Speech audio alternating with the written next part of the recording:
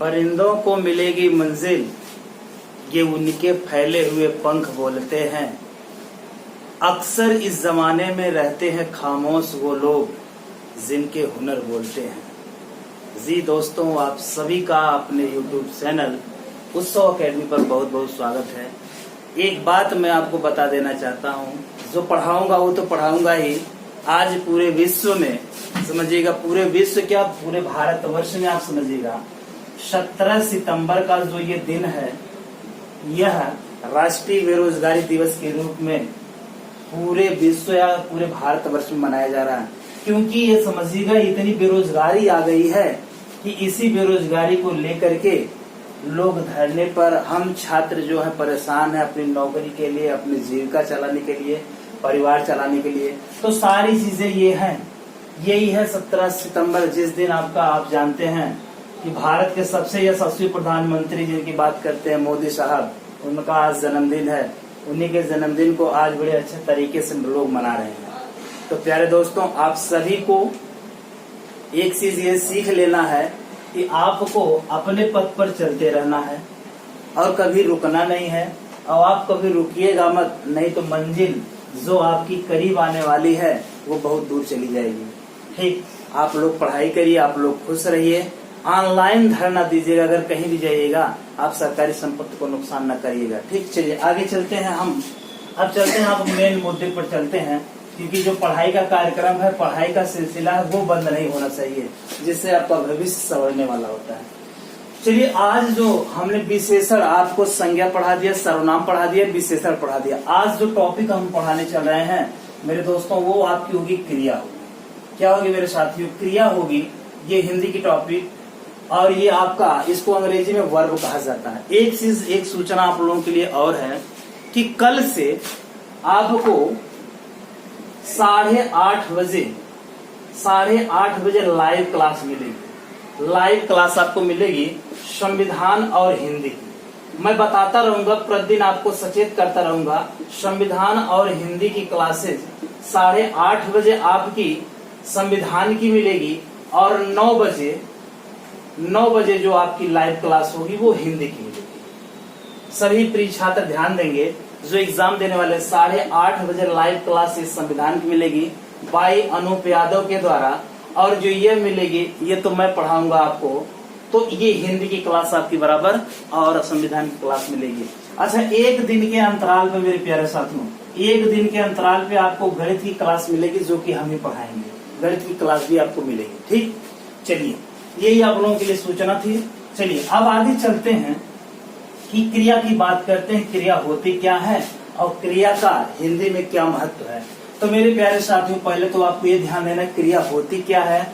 Verb is a word which shows some work. अंग्रेजी में कहा जाता है कि वह शब्द जिसके द्वारा किसी कार्य का होना या करना पाया जाता है, वह क्या कहलाती है मेरे प्यारे साथियों? वह क्रिया कहलाती है। क्या कहलाती है दोस्तों? क्रिया कहलाती है। जैसे कोई बच्चा दौड़ रहा है, कोई बच्चा पढ़ रहा है, कोई लिख रहा है, कोई हंस रहा है। ये सब क्या है मेरे साथियों? ये सब की सब क्या है? क्रियाएं हैं। क्या है ये? क्रियाएं हैं। क्या है मेरे साथियों? क्रियाएं हैं। चलिए आगे की तरफ देखते हैं। ये क्रियाएं हैं। अब ध्यान देना आपको कि जो ये क्रिया है वह आई किससे है। तो मेरे प्यारे दोस्तों, जो दूसरी पॉइंट बनने जा रही है, दूसरी पॉइंट है धातु। क्या है मेरे साथियों? धातु है। क्रिया को आपने जाना कि क्रिया वह शब्द होता है जो किसी कार्य के होने या करने का बोध कराता है, वही क्या होती है? क्रिया। कोई बच्चा दौड़ता है, पढ़ता है, लिखता है, हंसता है, ये सब के सब क्या है? अच्छा, कुछ बच्चे हमसे लगातार जुड़े होते हैं, जैसे सुप्रिया यदुवंशी और अनूप यादव सर, ये भी जुड़े रहते हैं। दीनदयाल ये भी जुड़े रहते हैं। अखिलेश पाल हो गए, नरेंद्र पाल हो गए, विकास वर्मा हो गए, मनीषा वर्मा हो गई, और निष्ठा गुप्ता हो गए। ये सारे के सारे जो बच्चे हैं, जो मुझे बहुत ज्यादा प्यार देते हैं, मेरे इस वीडियो को ज्यादा से ज्यादा देखते हैं। इंद्रेश कुमार पाल हो गए। तो ये बहुत सारे ऐसे बच्चे हैं जो कि बराबर हमसे जुड़े हुए हैं, कि जो हमारे वीडियो को ज्यादा से ज्यादा क्या करते हैं? वॉच करते हैं और अच्छा भी लगता है, मुझे बहुत अच्छा लगता है। तो आप लोग कतई ना भूलिएगा, हिंदी क्लास आपको कै बजे मिलेगी? 9 बजे मिलेगी। कल 9 बजे मिलेगी, 8:30 बजे आपको संविधान की क्लास मिलेगी। आप लाइव रहिएगा, जरूर लाइव रहिएगा, ठीक है। अच्छा, जो कमेंट वाली बात आती है थोड़ा सा ध्यान दीजिएगा, कमेंट पढ़ने वाली बात आती है मेरे साथियों।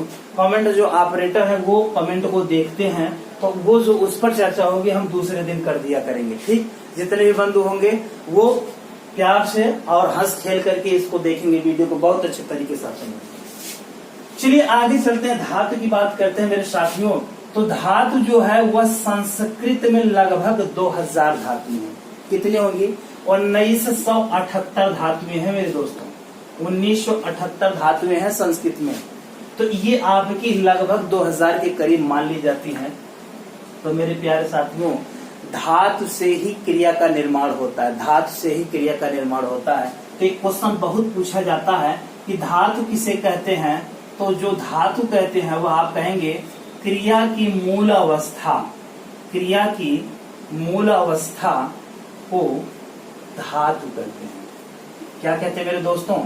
धातु कहते हैं। बहुत इंपॉर्टेंट है।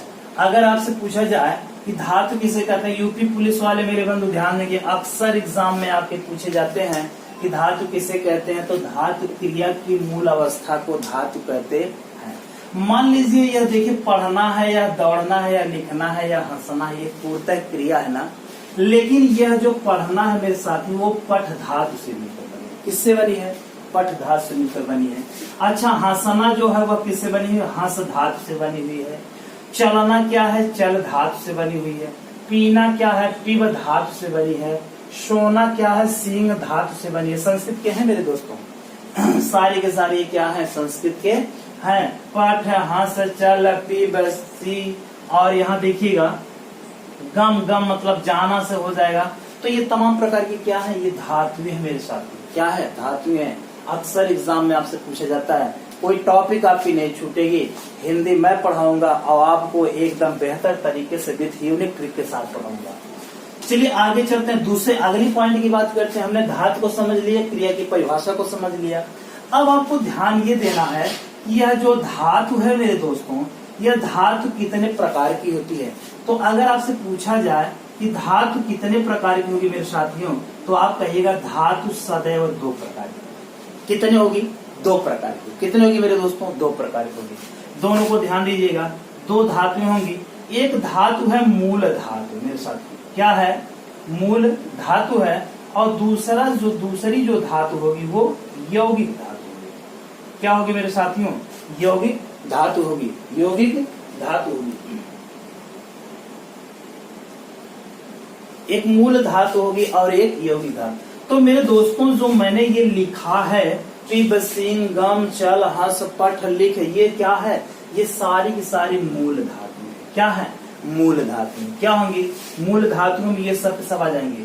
पठ आ गया, लिख आ गया, ब्रू, ब्रू माने बोलना, ची, ये सारी की सारी क्या है? ये सारी की सारी मूल धातुएं हैं। अच्छा, अब मूल धातु क्या होती है? क्वेश्चन यहाँ से और बनेगा। मूल धातु वे धातुएं होती हैं जो स्वतंत्र होती है। मेरे प्यारे दोस्तों, मेरे देश के नौजवानों, मुझसे जुड़े हुए प्रिय छात्र छात्राएं, आप ये समझिएगा, अगर मूल धातु की बात करेगा तो मूल धातु उसे कहेंगे जो धातुएं क्या होती हैं? पूर्णतः फ्री होती हैं, पूर्णतः स्वतंत्र होती है, उन्हें मूल धातु कहा जाता है। कभी कभी क्वेश्चन ऐसे ही पूछ लिया जाता है कि मूल धातु होती है, तो आप कहेंगे जो धातुएं स्वतंत्र होंगी वही क्या होंगी? मूल धातु होंगी। इतना तो आप समझ गए होंगे। अच्छा, यौगिक की बात किया जाए तो मेरे दोस्तों, यौगिक की जो धातु है वो 3 प्रकार की है। समझते चलिएगा, कोई टॉपिक आपकी नहीं छूटेगी, बेहतर ढंग से पढ़ाएंगे। विशेषण विशेष हमने पढ़ा दिया है। आरओ एआरओ जो 20 को एग्जाम होने वाला मेरे साथियों, वो ध्यान दीजिएगा, वहां से क्वेश्चन आपसे पूछे जाएंगे। क्रिया की एक बार पुनः हम चर्चा करते। क्रिया किसे कहेंगे? कहेंगे कार्य का होना या करना पाया जाएगा, क्रिया का लगे। पढ़ना, लिखना, चलना, फिरना, हंसना, दौड़ना, ये सारी क्रियाएं हैं। धातु, दूसरी पॉइंट धातु होने होता है। धातु संस्कृत में लगभग 2000 होंगी, तो आप इसको 1978 करीब मान लेते हैं। अगर आपसे पूछा है धातु किसे कहते हैं, तो आप कहेंगे क्रिया की मूल अवस्था को क्या कहेंगे? धातु कहेंगे मेरे साथियों। क्या कहेंगे? धातु कहेंगे। और पठ, हंस, चल, पिब, सींग, गम, ये सब क्या है? यही धातु है। और ये जो धातुएं हैं वह धातु के एक प्रकार मूल धातु के अंतर्गत आने वाले शब्द हैं। दूसरा जो होगा मेरे दोस्तों, दूसरा है यौगिक धातु। क्या होगा मेरे साथियों? यौगिक धातु होगा। और यौगिक धातु कितने प्रकार की होगी? 3 होगी। अभी हम चर्चा कर रहे हैं, ठीक है। एकदम डिटेल से आपको पढ़ाएंगे। अगर इतनी बातें हमारी समझ में आ गई हो तो फटाफट आप इसको नोट कर लीजिए और आप स्क्रीनशॉट ले लीजिए। वीडियो को ज्यादा से ज्यादा लाइक करिए, वॉच करिए और शेयर करिए और कमेंट बॉक्स में हमको जरूर सूचित करिए कि सर आप कैसे पढ़ाते हैं या क्या है कमी रह गई है। अच्छा, कहीं कहीं थोड़ी बहुत कमी रहती है तो जब आप वीडियो को वॉच करते हैं कंसंट्रेट होकर के तो हमको लगता है कि हाँ हमने थोड़ा सा यहाँ गलती कर दिया है। किसी बच्चे ने कमेंट किया था कि सर आप जब होमोफोन्स पढ़ा रहे थे तो इन शब्दों को आप विपरीत बताए थे तो वहाँ थोड़ी सी गलती हो गई थी। ये दोनों क्या है? समान ध्वनि के शब्द हैं बट दोनों के अर्थ में अलग अलग है। ये अंश माने कंधा होगा और इस अंश का मतलब होता है हिस्सा होता है, अवयव होता है, टुकड़ा होता है, ये सारे के सारे होते हैं, ठीक है। तो हमने सुधार करके उनको बताया। तो ऐसे बहुत प्रिय दोस्त हैं। मैं मानता हूँ कि व्यक्ति परफेक्ट नहीं होता है बट वो मेहनत करता है, ठीक। चलिए इतना आपने नोट कर लिया होगा। आगे चलते हैं, अगली पॉइंट यहाँ देखिएगा। धातु को हमने 2 प्रकार में बताया। एकदम बेहतर ढंग से आपको बता रहे हैं। लाइव क्लास के लिए सभी बच्चे जुड़े रहेंगे, एकदम अच्छे से वाच करेंगे। उनकी हिंदी की क्लासेस पूरी भरपूर क्लास दी जाएगी जिससे उनको एग्जाम में कोई दिक्कत नहीं आएगी, ठीक। चलिए अब हमने यही बताया ना, धातु के बारे में बताया ना, खूब बेहतर ढंग समझिए। धातु के 2 प्रकार हमने बताया। एक का नाम मूल धातु बताया। क्या बताया?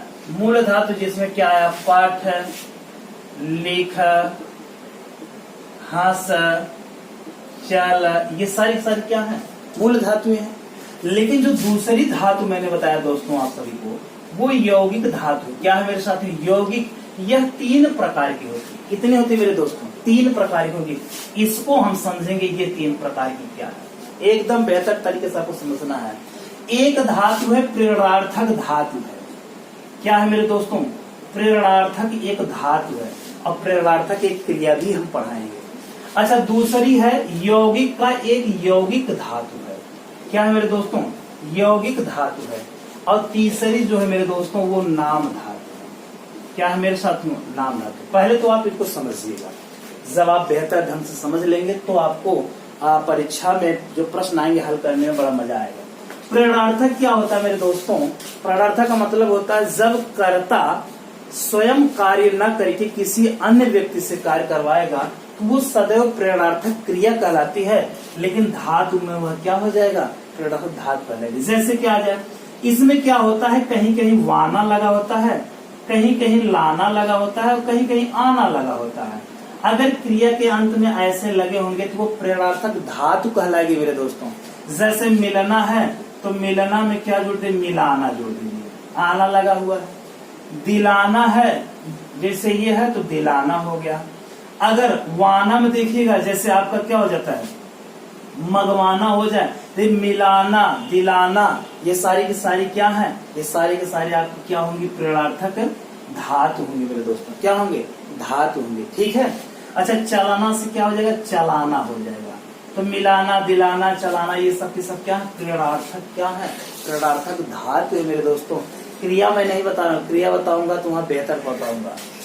दूसरा जो पार्ट है मेरे दोस्तों वह यौगिक होगा। यौगिक में आप ध्यान दीजिएगा, जब मूल धातु में कोई प्रत्यय शब्द जोड़ दिया जाता है तो जो नया आपका धातु बनेगा वह यौगिक धातु होगा। क्या होगा मेरे दोस्तों? हमने बताया कि जब मूल धातु में कोई प्रत्यय शब्द जोड़ दिया जाए और वह शब्द जो निर्मित होगा वही क्या होगा? यौगिक धातु होगा। जैसे कह दिया जाए कि बैठ एक क्रिया है और इसी में लिख दे जाए बैठ जाना। क्या लिख दे जाए? बैठ जाना। जैसे लिख दे जाए उठ जाना, उठ जाना। जैसे लिख दे बोल पढ़ना, बोल पढ़ना। ये सारी की सारी क्या है? ये यौगिक धातु है मेरे साथियों, यौगिक है मेरे भाई। अगर इसको आप समझेंगे तब आपको जब हम क्रिया बताएंगे तो वहां आपको बेहतर ढंग समझ में आएगा। अगली पॉइंट होगी मेरे दोस्तों, तीसरा जो होगा इसको आप समझिएगा, एकदम बेहतर ढंग से आपको समझना है, कहीं दिक्कत नहीं आपको लेनी है। चलिए नाम धातु को समझिएगा। अगर कोई धातु संज्ञा और विशेषण से मिलकर बनती है, जो धातुएं संज्ञा और विशेषण से मिल करके बनती हैं, ऐसी धातुओं को हम नाम धातु का नाम देते हैं मेरे दोस्तों। किसका नाम देंगे? नाम धातु का नाम देंगे। क्या देंगे? नाम धातु का। जैसे क्या होगा? जैसे बात से बतियाना, बात से बतियाना। शर्म से शर्माना, शर्माना आ जाए। दिल से दिलवाना, ये देखिए दिलवाना जो हो जाएगा वो प्रेरणार्थक में भी आ जाएगा, लेकिन ऐसे भी आपके आ जाएंगे। अपना से अपनाना, गुस्सा से गुस्साना, टर्र से टर्राना, जो मेढक करते हैं टर्राना, ये आवाज भी अनुकरणात्मक में भी होगी, लेकिन ऐसे में भी आ जाएगा। चाहे आप ऐसे कर दे, ठंड से ठंडाना, गर्म से गर्माना, लात से लतियाना। ये सारी के सारी क्या है मेरे दोस्तों? सारे के सारे नाम धातु है। क्या है मेरे प्रिय छात्रों? नाम धातु है मेरे साथियों। फिर से आप इसको समझिएगा बहुत अच्छे तरीके से। मूल धातु की बात कर रहा है मेरे दोस्तों। मूल धातु पठ लिख हंस चल ब्रू ची नी, ये सब के सब क्या है? मूल धातु के अंतर्गत आएंगे। यौगिक धातु के अंतर्गत मेरे दोस्तों 3 प्रकार के होंगे। अगर केवल धातु की बात करेगा तो 2 प्रकार, एक मूल और एक यौगिक। बट यौगिक के अंतर्गत 3 आएंगे, एक का प्रेरणार्थक होगा, एक का यौगिक होगा, एक का नाम धातु होगा। तो ऐसे को आप समझिएगा, और इसको जब आप समझ लीजिएगा तब आपको और आगे जो आपको समझने में वो आसानी होगी। चलिए आप फटाफट एक काम करिए कि इसको आप फटाफट आप नोट डाउन कर लीजिए अपनी नोटबुक में, और हमारे साथ आप जुड़े रहिए। आपको हिंदी में कहीं कोई दिक्कत नहीं आएगी। जितनी चीजें बताऊंगा दोस्तों बहुत बेहतर तरीके से बताऊंगा, बहुत बेहतर तरीके से बताऊंगा। तो ऐसे में आपको ध्यान देना है कि ऐसे में आपको ये सिर्फ ध्यान देना है कि हमने इतनी चीजें आपको बता दी है। हमने बताया क्रिया, फिर धातु के प्रकार, फिर धातु के अंतर्गत जो आएंगे नीचे वाला। चलिए दोस्तों आगे चलते हैं। इसको आप फटाफट नोट कर लिए होंगे, फिर आगे की तरफ आपको लेकर के चलते हैं। चलिए आगे आपको क्या समझना है, तो हमने जो पॉइंट बताए हैं एकदम नंबर 1 की पॉइंट आपको बताए हैं। हिंदी अगर समझना हो तो इस उत्सव अकेडमी के यूट्यूब चैनल से आप जुड़िए, तो आपको हिंदी में कहीं कोई दिक्कत नहीं है। पहली बात हमने क्या बताया? पहली पॉइंट हमने बताया कि क्रिया की परिभाषा को हमने परिभाषित किया। दूसरी पॉइंट हमने बताया धातु की बात किया। फिर उसके बाद धातु के बाद हमने आपको बताया धातु के प्रकार की बात किया। धातु के, ये इंपॉर्टेंट है मेरे साथियों, ये जो हमने धातु बताया इसकी परिभाषा तो बहुत इंपॉर्टेंट है, अक्सर एग्जाम में पूछे जाते हैं।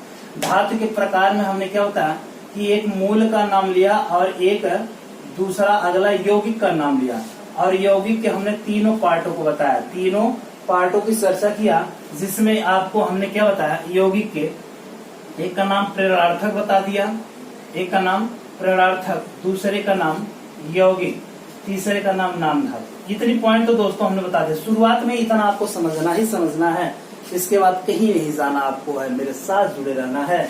फिर चलते हैं हम अगली पॉइंट की तरफ लेकर के बहुत अच्छे तरीके से अगली पॉइंट के लिए। ठीक, इतनी पॉइंट आप समझ लेंगे।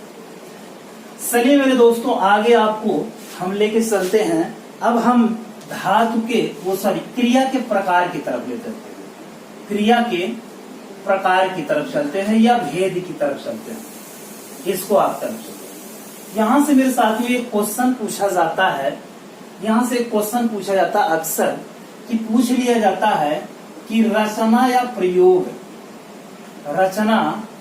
प्रयोग या कर्म के आधार पर क्रिया के कितने भेद? तो मेरे दोस्तों कितने होंगे?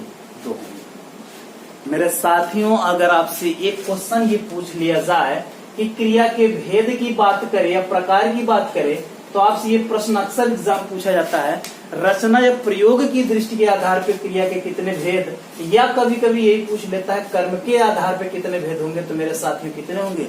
2 होंगे मेरे साथियों, 2 होंगे। तो 2 में आपके कौन कौन से आते हैं बहुत अच्छे तरीके से आपको समझना है। पहला जो आएगा मेरे दोस्तों वह होती है सकर्मक क्रिया, जिसे आप ट्रांजिटिव वर्ब कहते हैं। क्या कहते हैं मेरे दोस्तों? ट्रांजिटिव वर्ब कहते हैं। और दूसरी क्रिया है अकर्मक क्रिया। क्या होगी मेरे दोस्तों? अकर्मक क्रिया, जिसको आप इंट्रांजिटिव वर्ब्स कहते हैं। ठीक, तो इसको आप एक ट्रांजिटिव एक इनट्रांजिटिव वर्ब कहते हैं। दोनों को आपको बेहतर ढंग से पढ़ना है। एग्जाम में अक्सर यहाँ से आपसे प्रश्न पूछे ले जाते हैं। इनकी हम विस्तृत चर्चा करेंगे और उसके बाद और भी जो चर्चाएं हैं क्रिया के अन्य भेद की बातें करते हैं। ये तो दो मुख्य होंगे मेरे दोस्तों, दो आपके मुख्य हैं जो कि आपके अक्सर एग्जाम में यहाँ से पूछे जाते हैं। ठीक, फटाफट हम एक एक की चर्चा करते हैं, बट क्वेश्चन को इसको आप बहुत अच्छी तरीके से आप समझते रहिएगा। रचना, प्रयोग या कर्म की बात करेगा तो मेरे साथ में दो होगा तो एक सकारात्मक होगा और एक अकर्मक होगा। तो एक एक की चर्चा हम करते हैं और उसके बाद फिर हम आपको बताते चलते हैं। ठीक, चलिए हम अब एक एक की चर्चा करते हैं और आपको हम बताते चलते हैं। तो ध्यान देना है मेरे दोस्तों कि एक सकर्मक होगी, एक सकर्मक होगी ट्रांजिटिव वर्ब, और एक क्या होगी मेरे दोस्तों, एक होगी अकर्मक क्रिया होगी। ये दोनों क्रिया है, दो है ना दोस्तों। दोनों को आपको अच्छी तरीके से समझना है। एक क्या होगी और दूसरी यह होगी। दोनों को हम साथ समझा रहे हैं इसलिए कि आपको समझने में आसानी होगी। मेरे साथियों एक चीज समझिएगा, इसके साथ स जुड़ा हुआ है, इसके साथ अ जुड़ा हुआ है, लेकिन दोस्तों कर्म शब्द यह दोनों में जुड़ा हुआ है। कर्म शब्द दोनों में जुड़ा हुआ है। तो अगर आपसे प्रश्न पूछ लिया जाए कि यह ऑब्जेक्ट क्या होता है या कर्म क्या होता है, तो आप क्या बताएंगे? आप हमेशा क्या बताएंगे?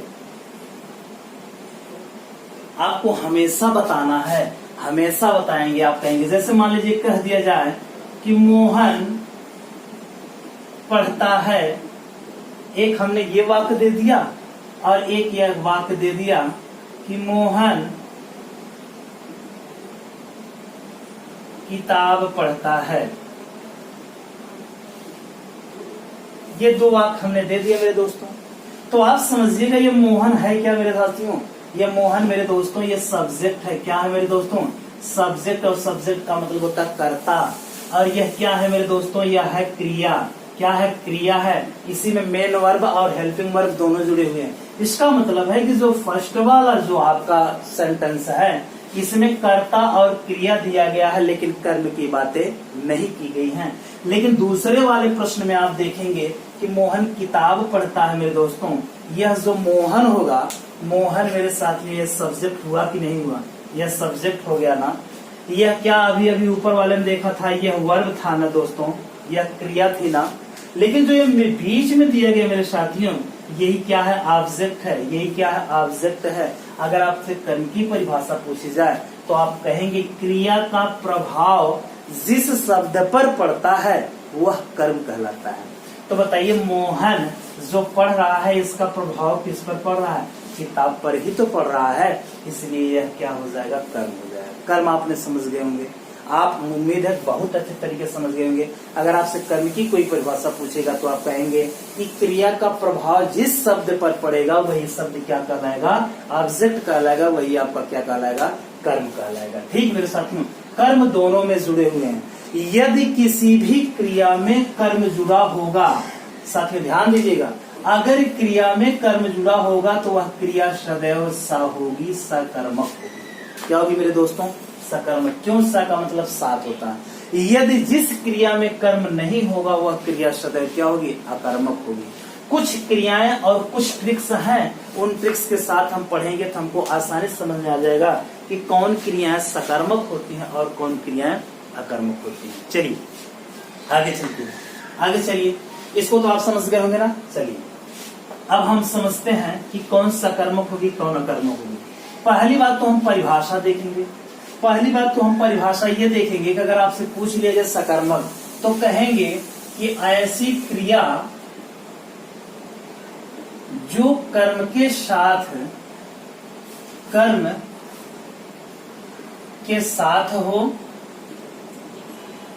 या कर्म की संभावना के साथ हो, संभावना के साथ हो, साथ प्रयुक्त हो, क्या कहलाएगी मेरे दोस्तों? सकर्मक कहलाएगी। इसमें क्या होगा? ऐसी क्रिया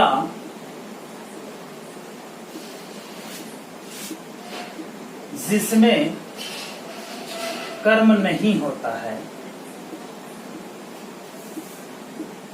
कर्म नहीं होता है, क्या कहलाएगा मेरे दोस्तों?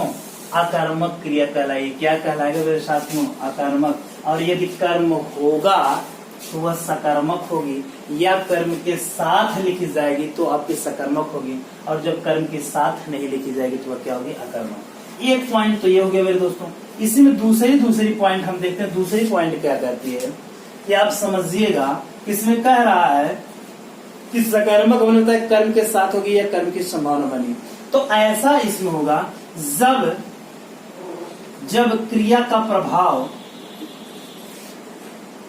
कर्ता पर न पड़कर, कर्ता पर न पड़कर कर्म पर पड़ता है, तो सदैव मेरे प्यारे दोस्तों क्या होगी? वहां सदैव सकर्मक क्रिया होगी। पॉइंट करवा रहे हैं नोट, ये बहुत ध्यान देना। जब